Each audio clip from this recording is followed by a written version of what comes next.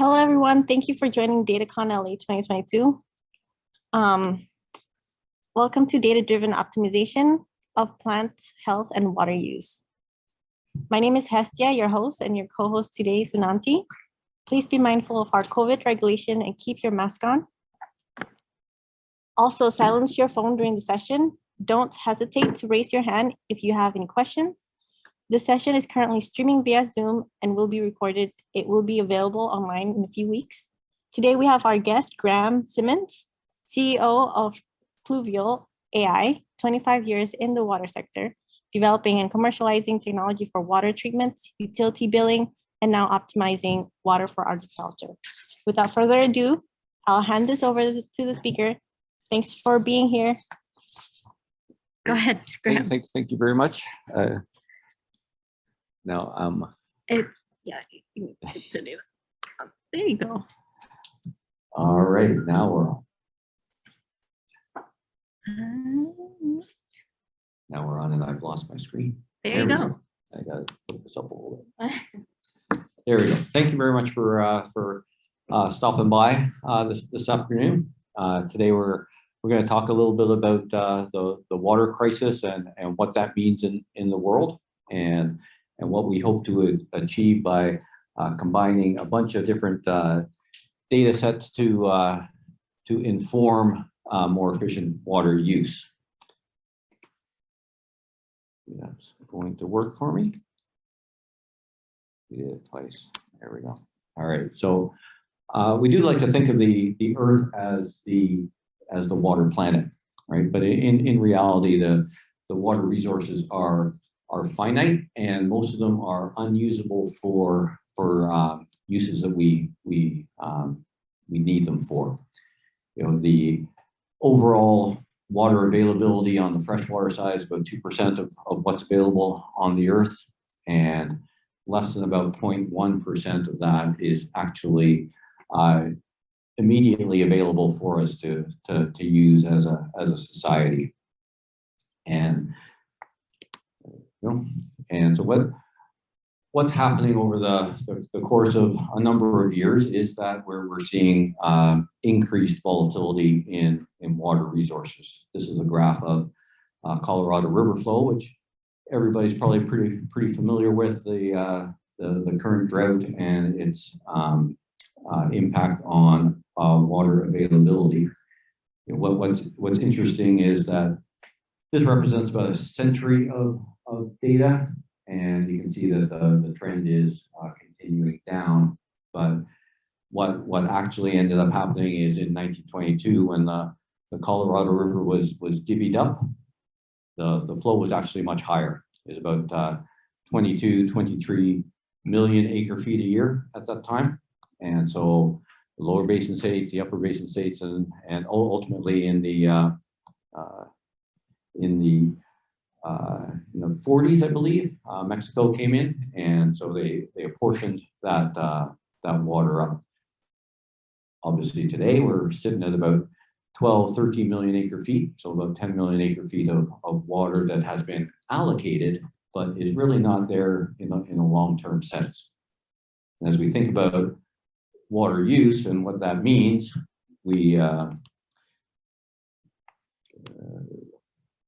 it means that we're depleting our water resources. So this graph shows the levels in our two major reservoirs for the Western U.S., Lake Mead and Lake Powell.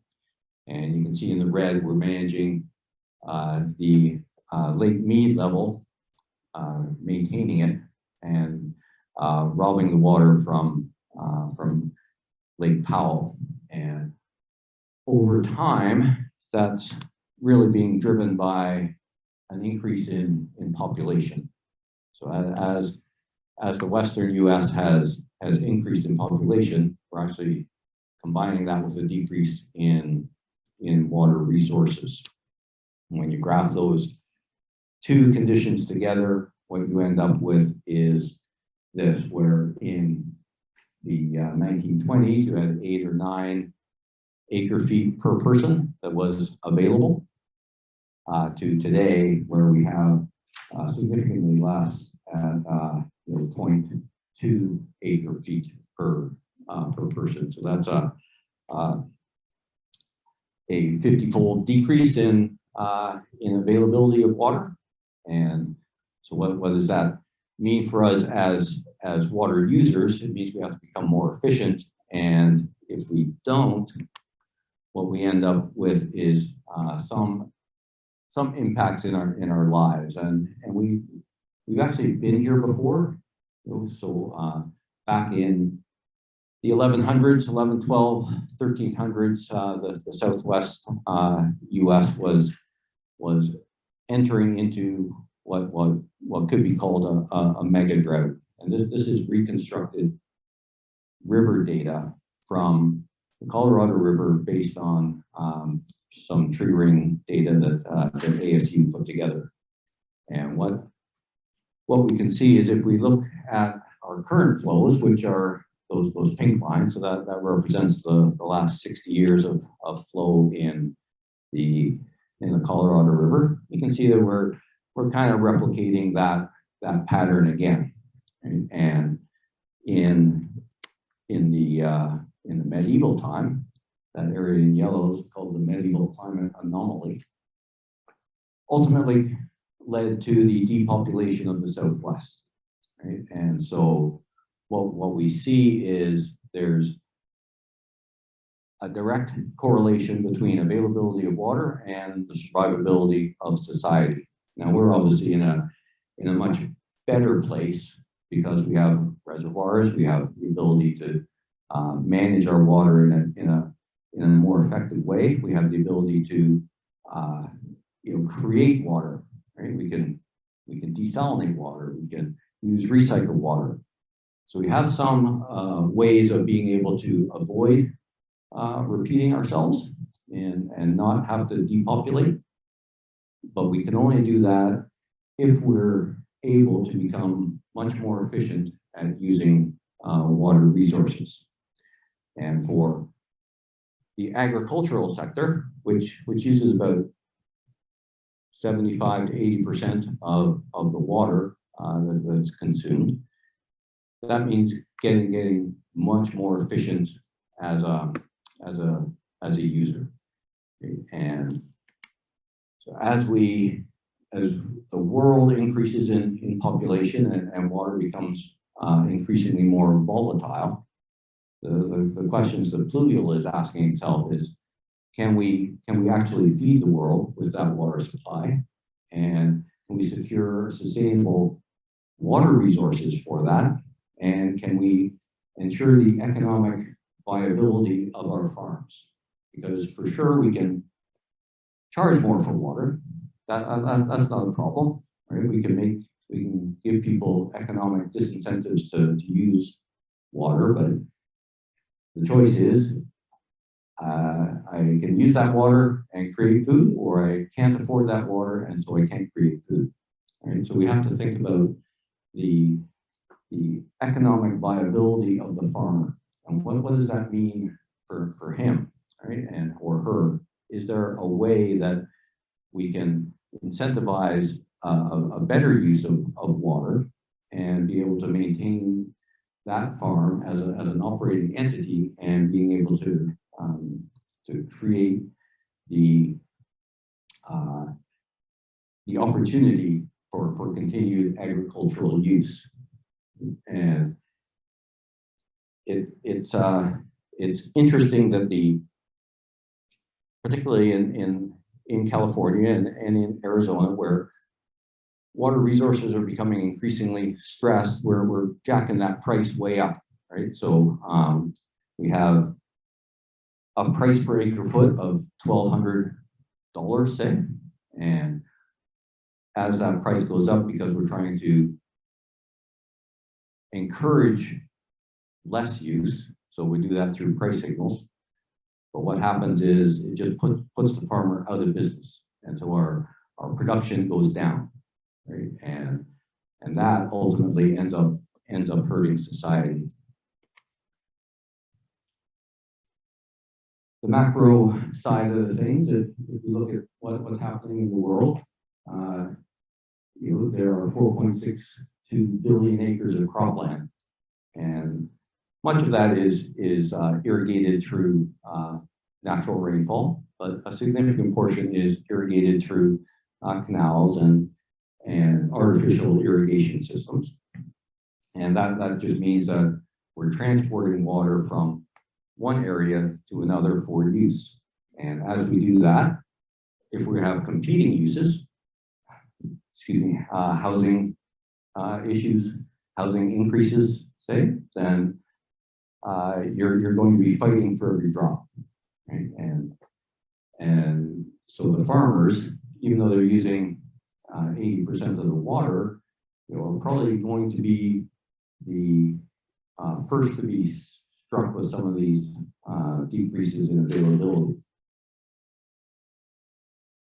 Couple that with the fact that the food demand is just continuing to increase in Africa alone. It's expected to triple by 2050, and that's going to put significant stress on our ability as a society to generate enough food. Closer to home in California, the water rights situation is such that there's no excess water available.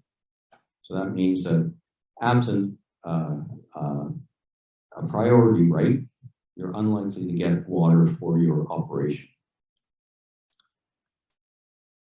And in the context of the continued U.S. megadrought, the competitions for water are going to simply increase. Much like the competition of my mouth for water at the moment. Excuse me.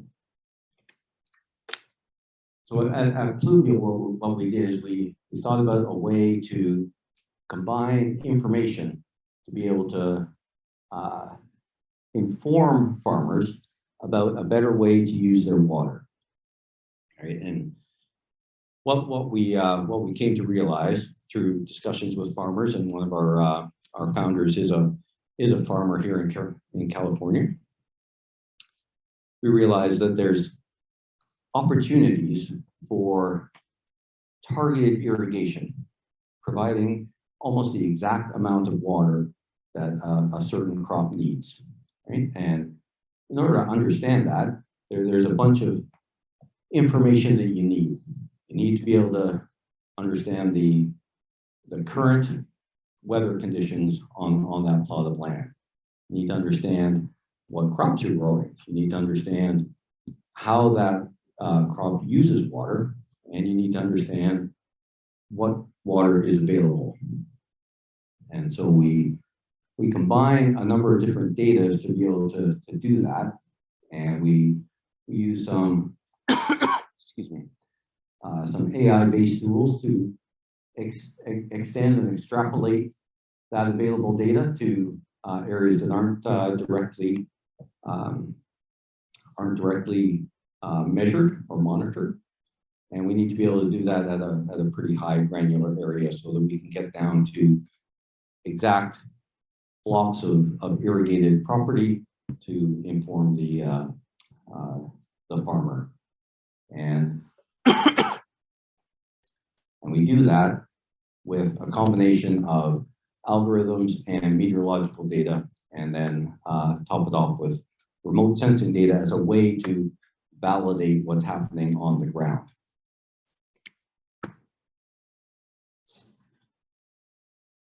So what are we actually looking at?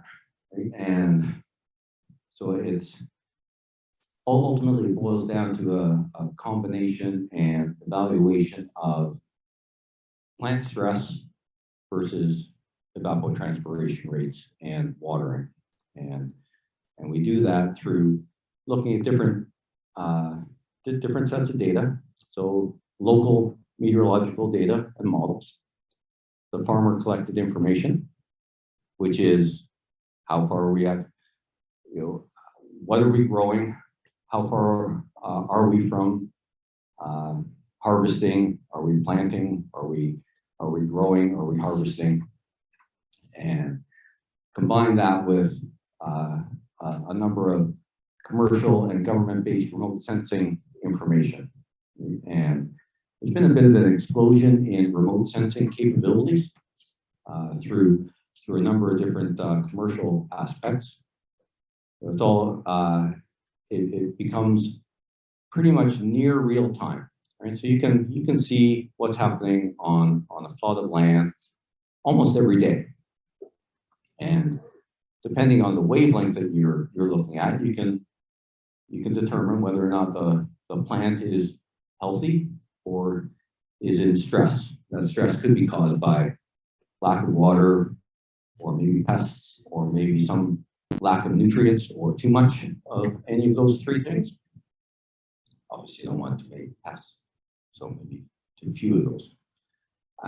But the idea is that you combine this information and you put it in a platform that's readily available for a farmer. And our idea is not to produce it at a cost that is unattainable. So our idea is that we want to be able to aggregate this information and be able to provide it at a very low cost to farmers. And we can't just think about farmers in the US, farmers in Europe. You need to be able to understand what a farmer in India can afford, or what a farmer in Africa can afford. They have much smaller farms. They have, they have much lower revenue cycles and much lower availability of information. So our platform uses mobile phones and mobile technology to be able to provide that information direct to farmers.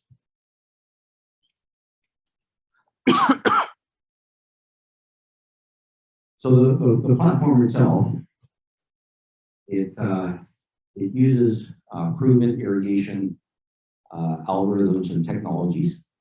So that establishes what the baseline irrigation requirements are. Notably, it eliminates the need for on-site sensors. And the reason for that is those are, while they can be very effective, they're very expensive. And they're very expensive and hard to maintain. And they oftentimes can be disrupted through just tilling the land, say. And so it's important that, from our perspective, to be able to use AI and machine learning to be able to take remote information and be able to extrapolate it and interpolate it to the exact location without any sensors. The sensors we looked at, they're $10,000 to $30,000 just on the installation cost per acre, and they have a life cycle of 5 years. So that type of investment is not going to happen in developing areas.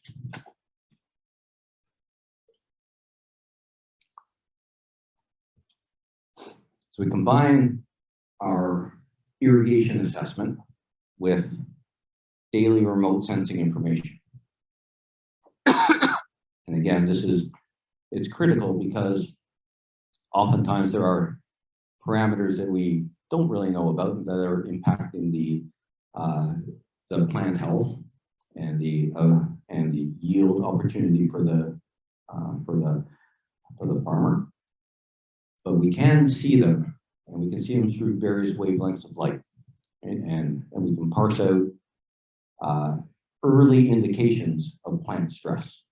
And if we can do that in advance of a major impact, then we can save the crop, make it more productive for the farmer, and be able to give them a significant amount of advance notice that there may be something that's happening with their plant.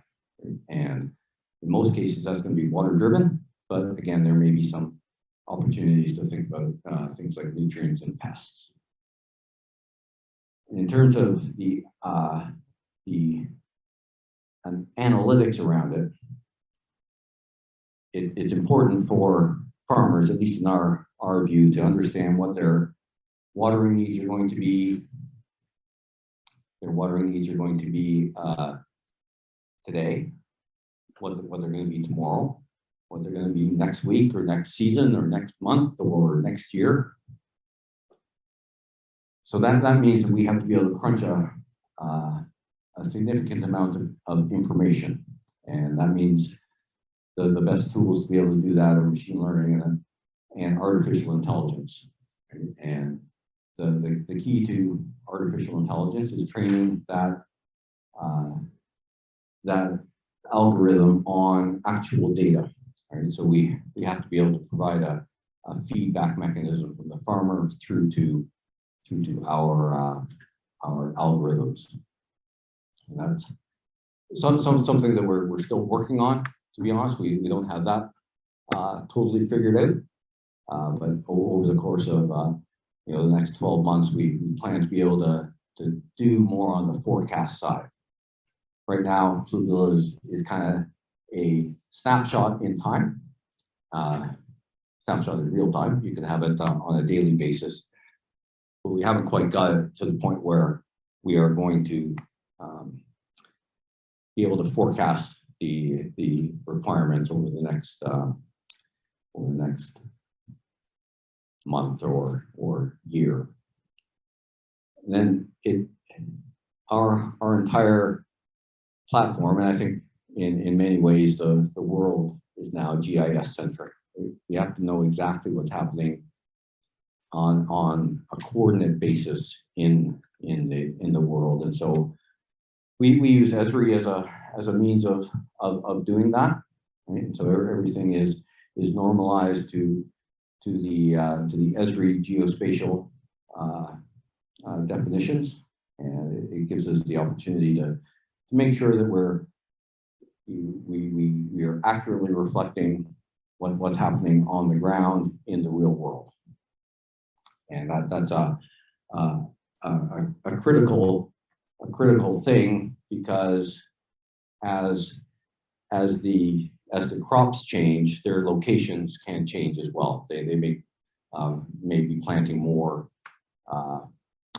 areas or letting some areas go fallow, and we have to be able to compensate for that and be able to give the farmer some actionable information that is based on the real-time and real locational information, or locational coordinates, I suppose you could call it. And that's actually all I have to say. I know I went through that pretty quick, but I did want to leave some time for questions, and maybe you've got some ideas or insights that we should look at, or maybe we can just open up a little bit of questions for everybody.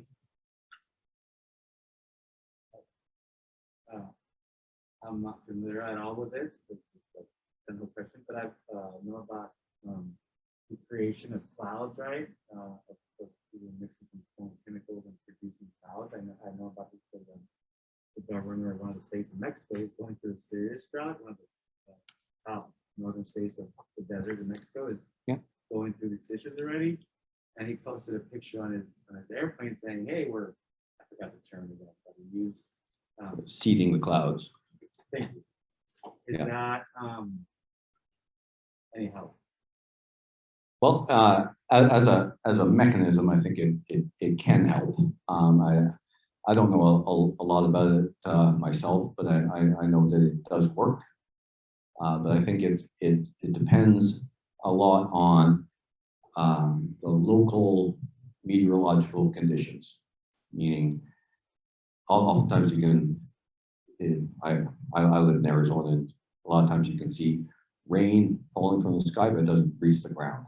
Right? So you got to have the right conditions for that to work. We're not at Pluvial. We're not kind of interested, or we don't have an impact on where the water comes from. we're primarily interested in where the water is used. And for most of the agricultural community, particularly here in the Southwest, that water comes from canals, surface water, or groundwater.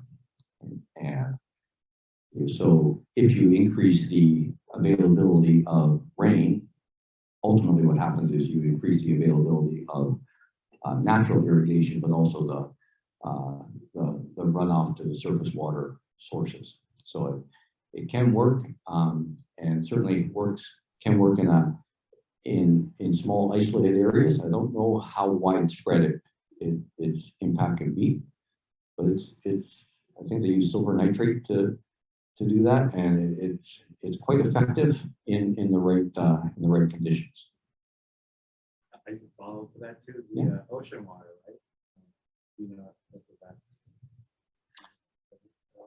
can't use it for plant growth. The salinity is too high. So the water, ocean water, is about 35,000 milligrams per liter of TDS, total dissolved salts. And plants get stressed as the salinity, that TDS number, gets up around 1,500, 2,000, 3,000. If you're in that sort of range, it's very difficult, unless these are salt tolerant plants that you're growing, to actually grow plants with. That salt level is just toxic to the plant, and the reason for that is that salt is very soluble in water. That means it's going to go through the membranes into the plant, and it disrupts the biological activity for the plant. I was thinking of the effort to desalinate the water, but I'm not.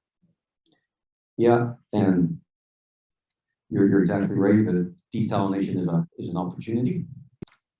Super expensive, right? So a desal facility is probably about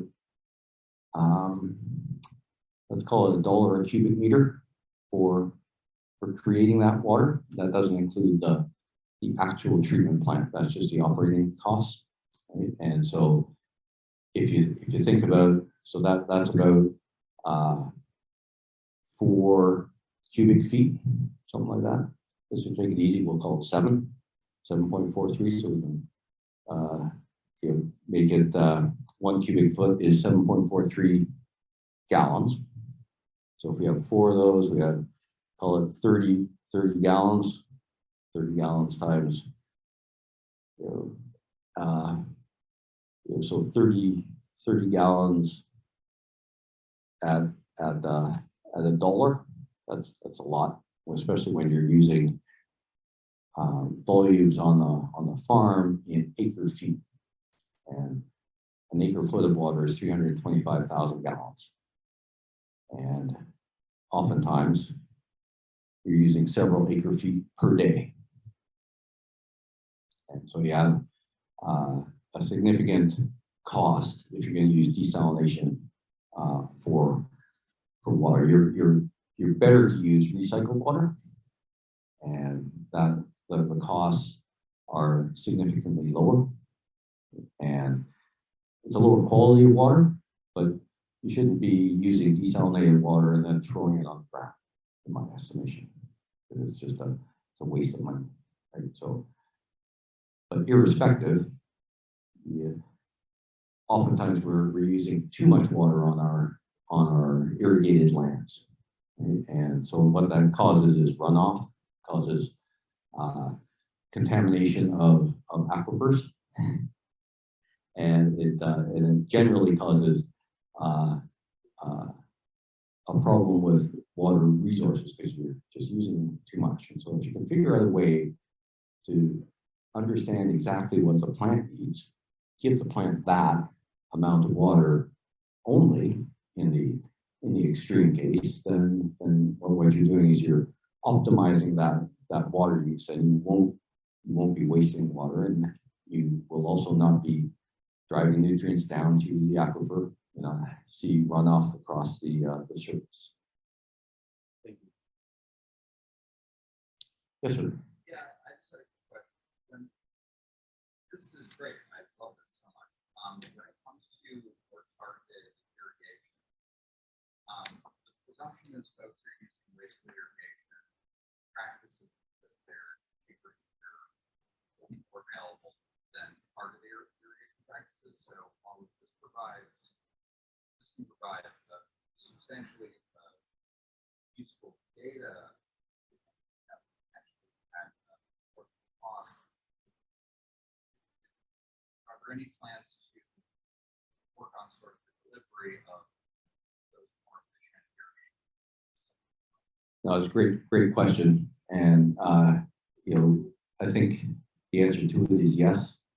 The original incarnation of Pluvial did have direct control of the irrigation system itself, which meant it would turn on the irrigation and pump systems to deliver that water. So we still have that in the back of our heads, but you're right that, where we're not impacting currently the efficiency of the delivery of that water.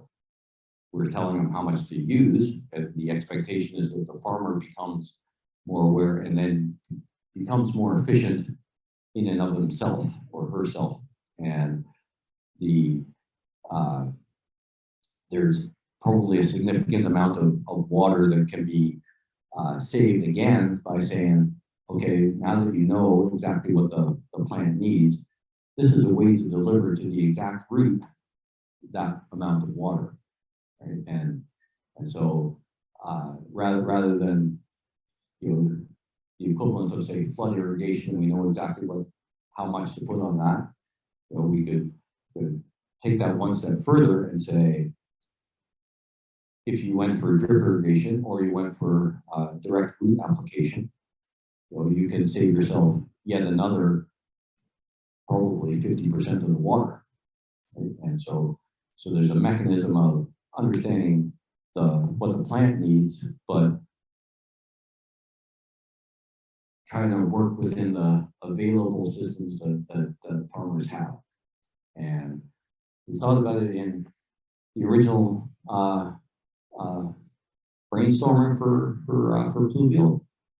And the reason why we walked away from it at this time was there's just too much to try and figure out.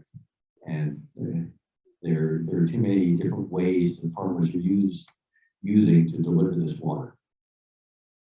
So in our application, we say where is that water developed from or delivered from, sorry.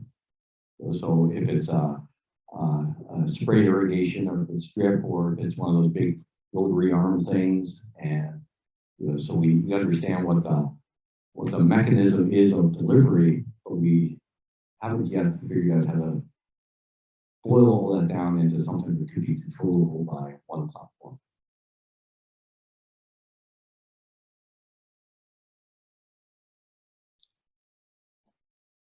Yes, ma'am.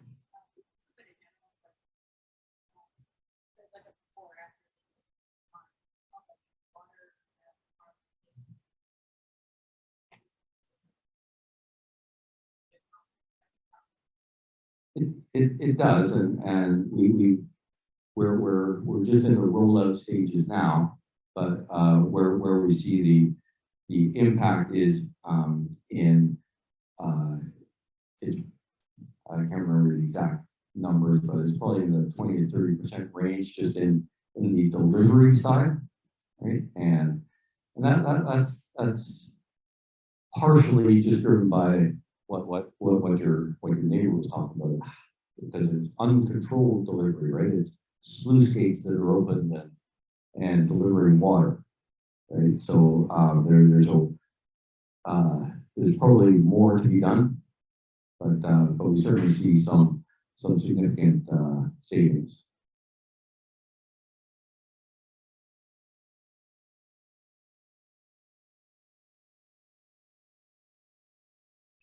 Oh, we got one more.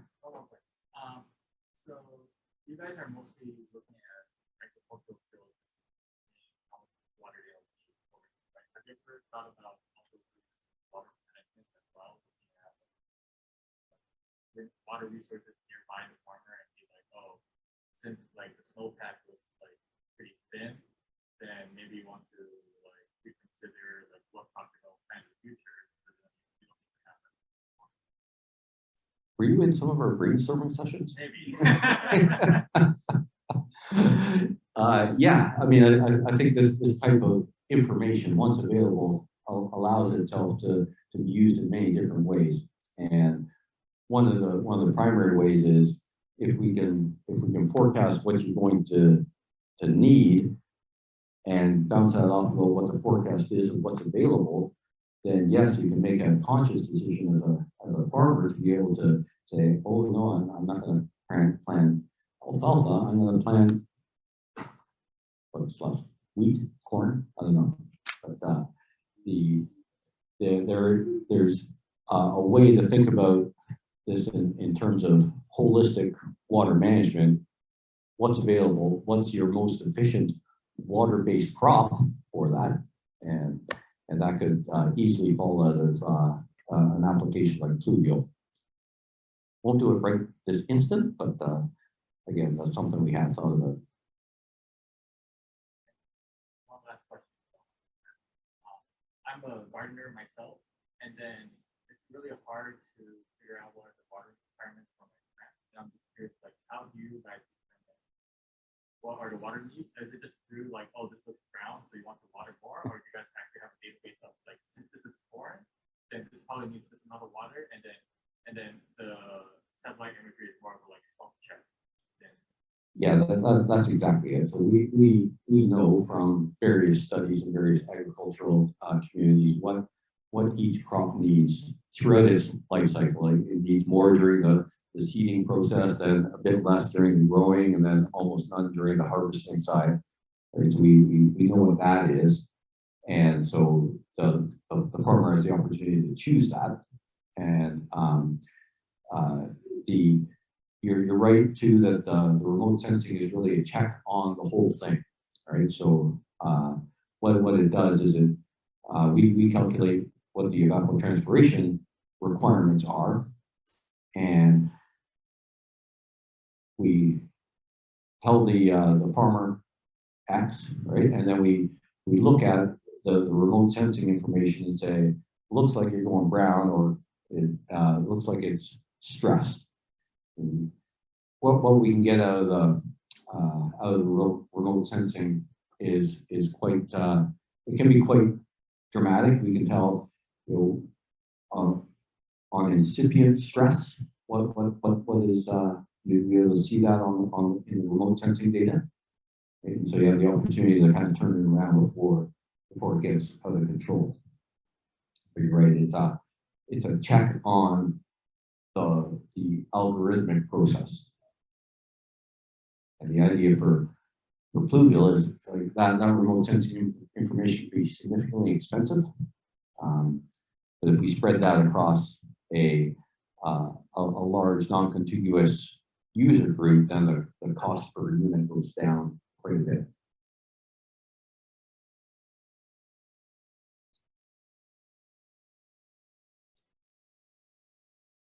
Okay, well, that looks like all the questions that we have. So if you have any other questions, I've got a couple of colleagues here, Sean and AJ. If they want to raise their hands, you can corral us if you have some specific questions about Pluvial or its or the way we use data. Okay, well, thank you very much.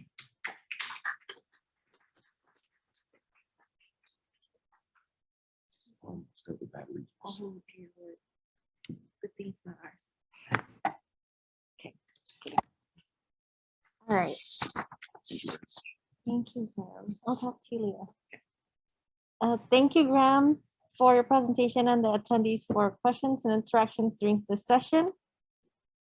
You can contact the speaker directly if there are any further questions regarding this topic. Please provide your feedback using the forum. Thank you again, everyone, for joining today's presentation, and have a wonderful day. Have a wonderful rest of your DataCon LA.